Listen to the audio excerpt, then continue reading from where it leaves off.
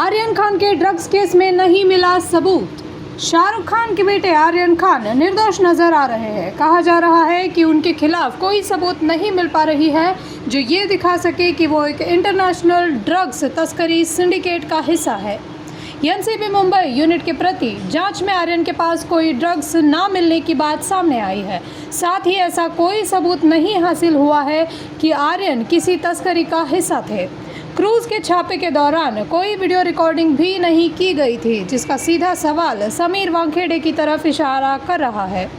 Twitter पे इस बात पर प्रतिक्रिया देते हुए नरेंद्र नाथ मिश्रा ने ये कहा है कि सब शुरू से ही उगाही और परेशान करने वाला मामला लग रहा है और जांच में यही मामला सामने आ रहा है।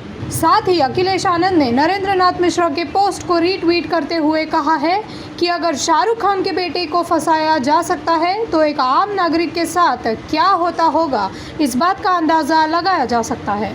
ट्विटर यूजर्स का कहना है कि निर्दोष को 26 दिन तक हवालात की हवा खिलाई गई।